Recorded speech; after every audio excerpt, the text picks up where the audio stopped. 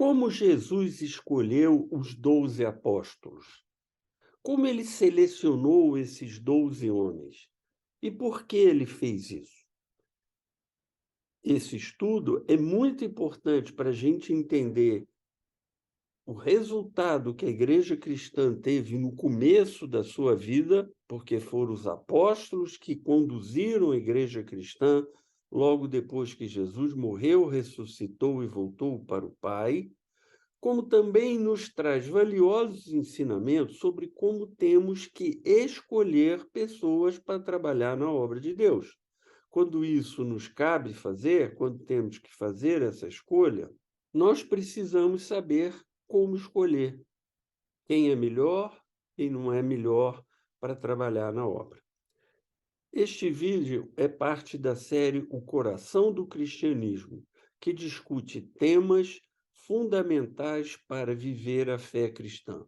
Então, como Jesus escolheu os 12 apóstolos? Os apóstolos foram os principais discípulos de Jesus e os homens escolhidos para testemunhá-lo. A palavra apóstolo quer dizer testemunha.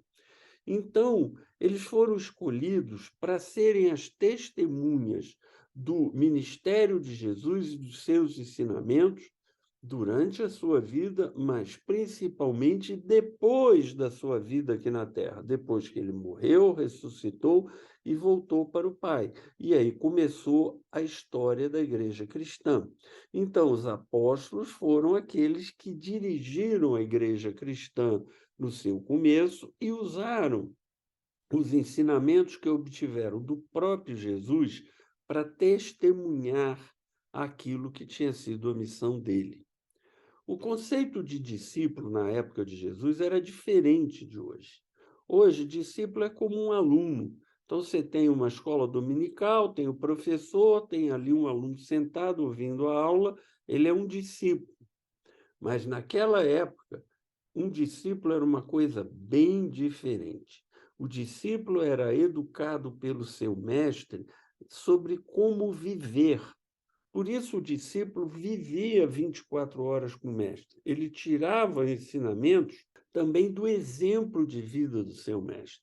Então, o discípulo, essencialmente, não participava de atividades para adquirir conhecimentos, e sim participava de atividades para aprender como viver.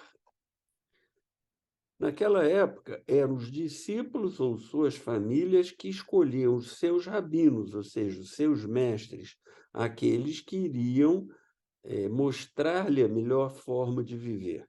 E isso faz todo sentido, porque se a relação entre discípulo e seu mestre era o ensinamento da melhor forma de viver, os pais, a família ou a própria pessoa ficavam preocupados de escolher rabinos, mestres, que tivessem uma vida correta, uma vida adequada, uma vida que valesse a pena ser imitada.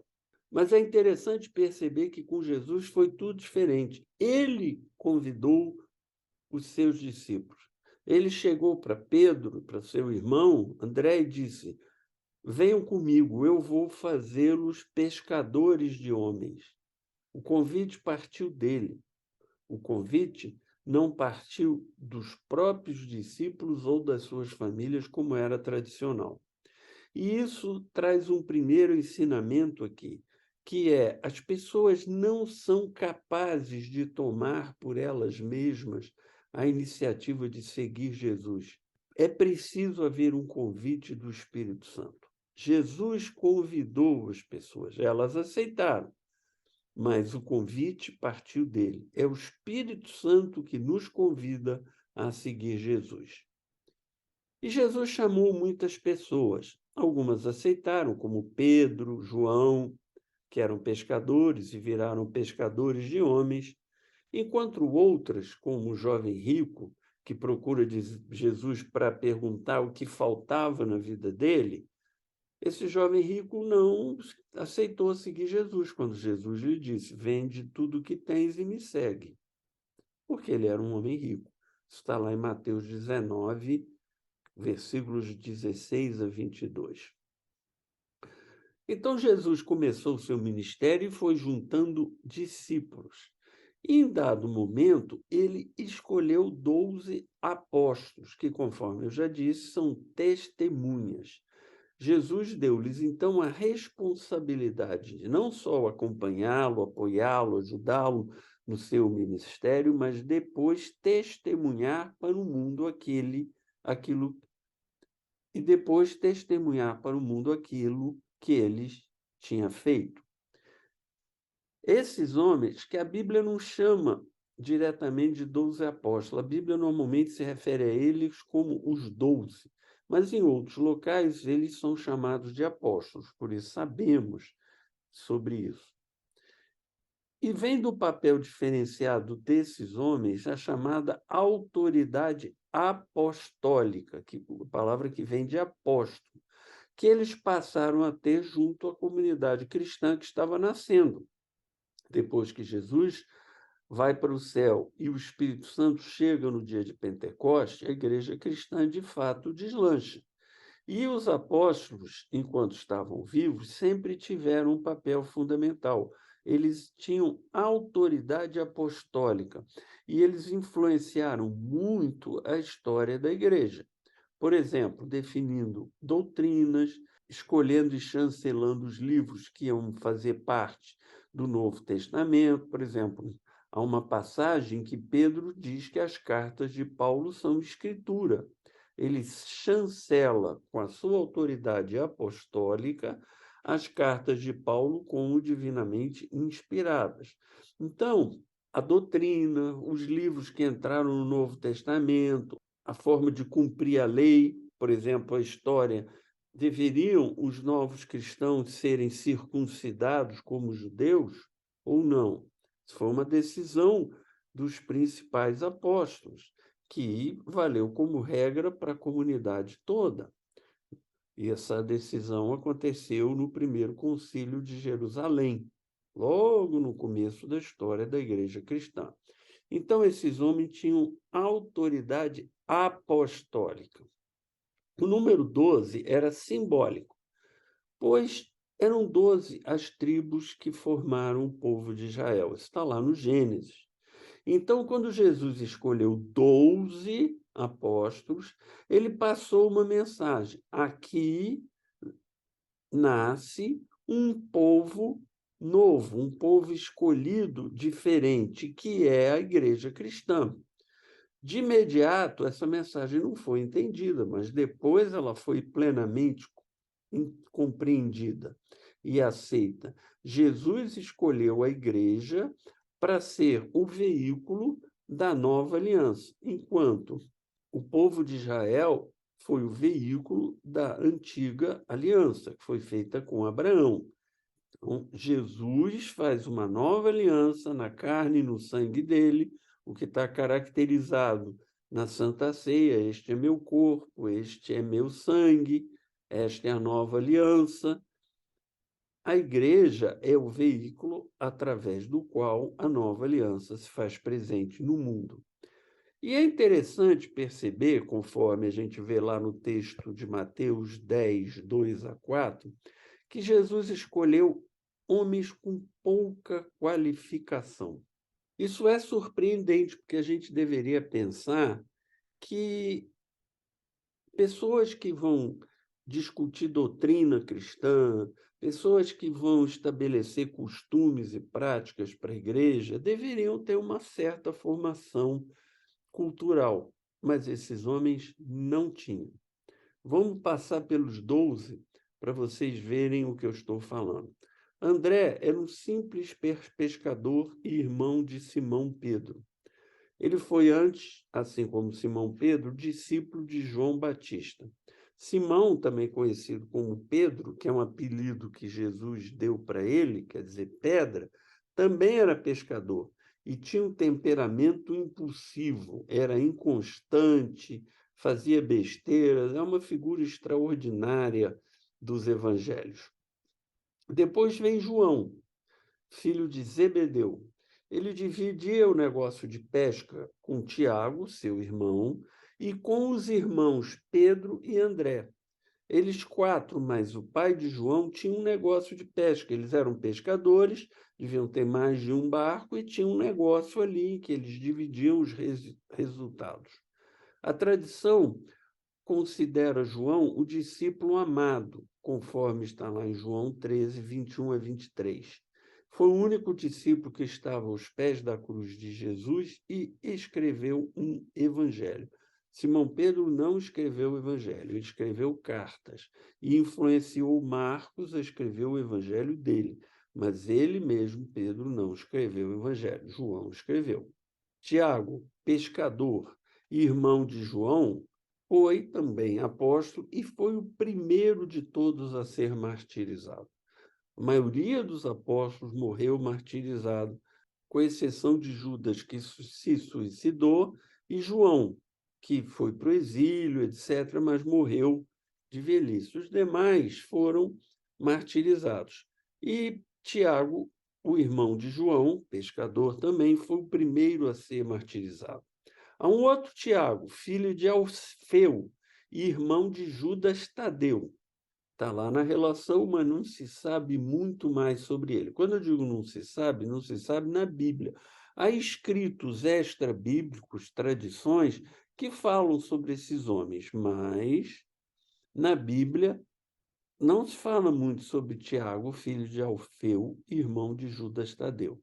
Judas Tadeu, ou Alfeu, era irmão de Tiago. Ele era um nacionalista extremado e pouco mais se sabe sobre ele. Nacionalistas eram aqueles que não queriam o domínio romano.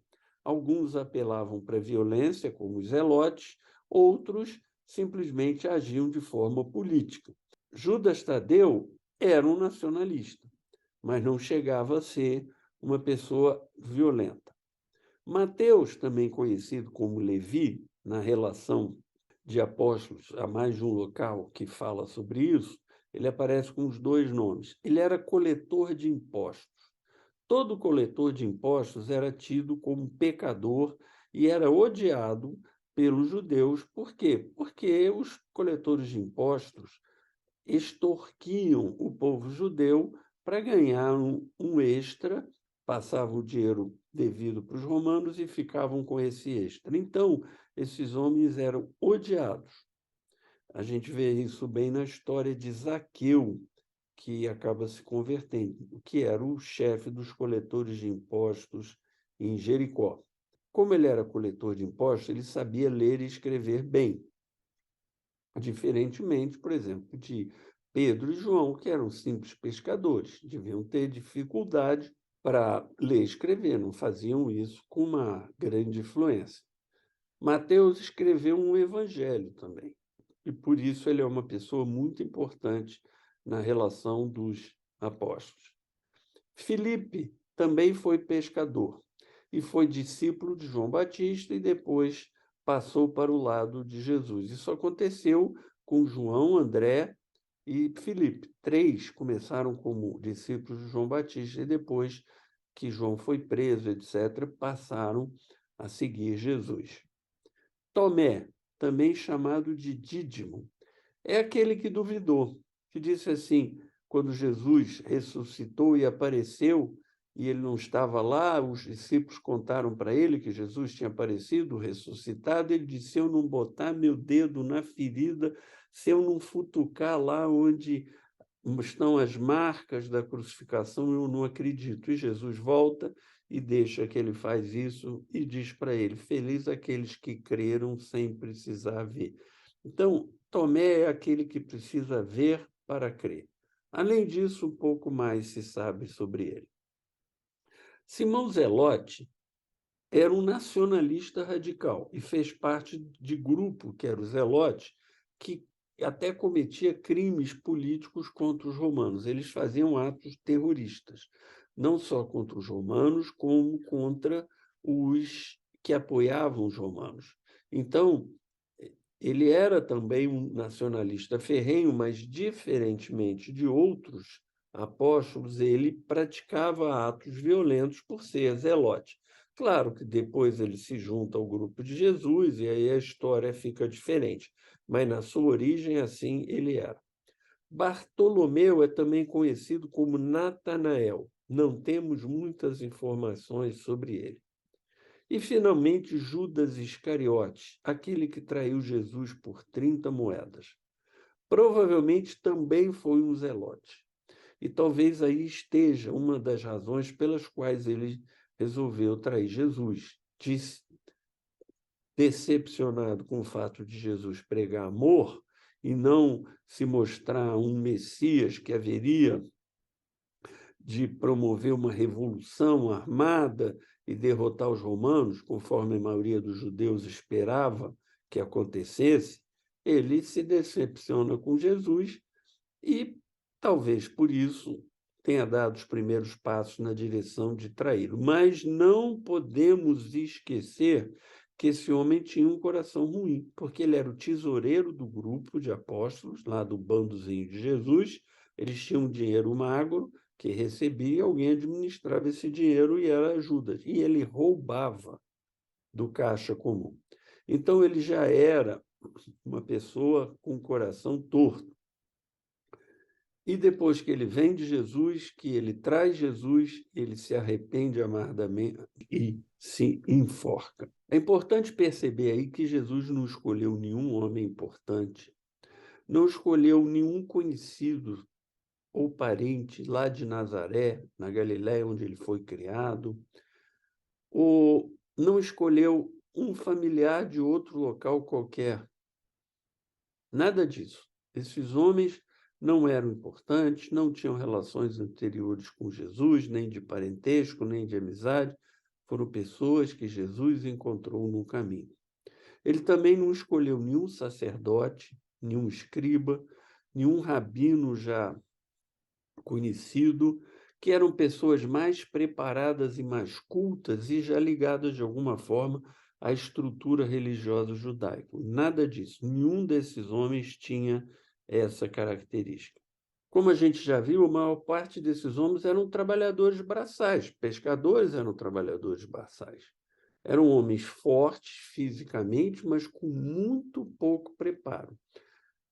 Pelo que se sabe, o único que tinha um preparo maior foi Mateus, porque era coletor de impostos. Mas ele era odiado como pecador por ser coletor de impostos. Alguns dos apóstolos, como João e Tiago, Jesus os chama de filhos do trovão, em Marcos 3,17. Eram violentos. Outros, como Simão Zelote, eram nacionalistas e defendiam ações violentas. Mas é interessante perceber que esses homens, que eram violentos de comportamento, como João e Tiago, ou por causa do seu nacionalismo, eram homens para quem Jesus ensinou o amor. É interessante perceber isso. Pedro também era um homem violento. Quando Jesus é preso, ele ataca um servo do sumo sacerdote. Então, pelo menos 5, se não mais, dos 12 apóstolos eram homens violentos. E para esses homens foi ensinado o amor e a graça de Deus. Agora, como é que a gente mede se uma escolha foi acertada? Pelo resultado. E se a gente medir a igreja cristã pelos resultados, foi um enorme sucesso a escolha que Jesus fez. Por quê? Porque a igreja cristã cresceu tanto que foi quase como uma explosão. Em poucos anos, ela era uma força dominante no Império Romano. Ela saiu de uma pequena seita na Palestina e virou uma força dominante no Império Romano. Isso demonstra que os apóstolos, juntamente com outros que depois vieram se juntar a ele, como Paulo, que também recebeu o título de apóstolo, porque Jesus o chamou numa visão, então ele também era considerado apóstolo. Esses homens fizeram um trabalho extraordinário e a igreja cristã floresceu debaixo da orientação deles. E isso comprova uma coisa interessante. As escolhas de Deus quase sempre nos surpreendem. Se a gente pensar nos homens que Jesus escolheu pelo currículo deles, pela história de vidas anterior à escolha deles, a gente diria, nossa, isso vai ser um fracasso, não vai dar certo. Um é um coletor de impostos, que é um pecador, outro é um zelote, outro é o filho do trovão, ninguém é preparado, ninguém é culto, isso não vai dar bom, isso não vai dar certo. E, no entanto, o resultado foi maravilhoso. Deus sempre nos surpreende com as suas escolhas, porque Deus não olha para as aparências, Deus olha para o interior das pessoas. Por hoje é só. Se você gostou, dê o like, nos siga, nos recomende para outras pessoas, porque com isso nós podemos divulgar mais o nosso trabalho e atingir um público maior, porque o nosso interesse é somente divulgar a mensagem de Jesus Cristo. E que Deus abençoe a sua vida, que Ele ilumine os seus caminhos e que Ele te dê a paz. Tchau, tchau.